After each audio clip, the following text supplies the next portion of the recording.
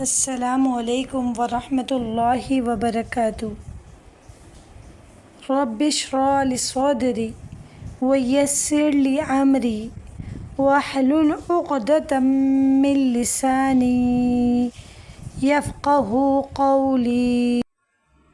آج کا ہمارا سبق ہے حروف مدہ۔ آئیے جانتے ہیں حروف مدہ کتنے ہیں اور ان کو کس طرح پڑھتے ہیں۔ حروف مدہ 3 ہیں: الف مدہ، واو مدہ، یا مدہ۔ حروف مدہ کی مکمل تعریف سیکھیں گے اور انہیں کتنی مقدار میں کھینچنا ہے یہ جانیں گے۔ الف مدہ، اگر الف سے پہلے کسی بھی حرف پر زبر آ جائے تو وہ الف مدہ ہوگا۔ جیسے الف خالی سے پہلے با آ جائے اور اس پر زبر ہو تو اسے پڑھیں گے با۔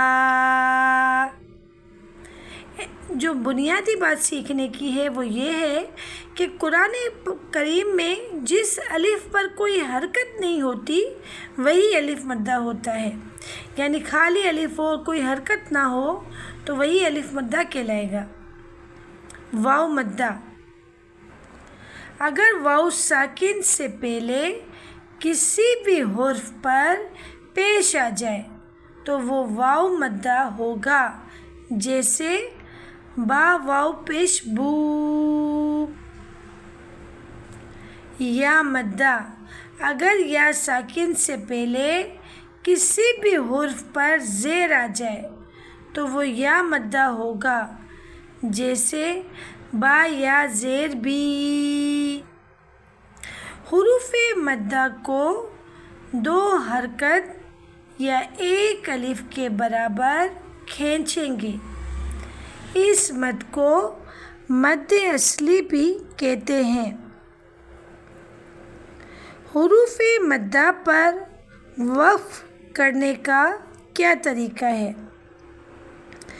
حروف مدہ کو حالت وقف میں ویسے ہی پڑھتے ہیں جیسے حالت وصل میں پڑھتے ہیں، یعنی بغیر وقف۔ یعنی اگر ہم پڑھیں گے قالو تو وقف کی صورت میں قالو وہی پڑھا جائے گا۔ قومو قومو، وقف کریں گے تو وہی پڑھیں گے قومو قومو۔ یہدی، وقف کریں گے تو وہی پڑھیں گے یہدی۔ بس آپ یہ جان لیجئے کہ حروف مدہ کوئی بھی حرف پہ اگر قرآن کریم میں آئے تو حالت وقف میں ویسے ہی پڑھتے ہیں جیسے بغیر وقف کے۔ آئیے تھوڑی مثالیں پڑھتے ہیں۔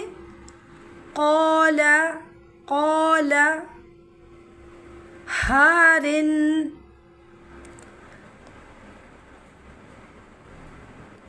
قوموا قوموا، نوحا، فیہ، یہدی، خبیر۔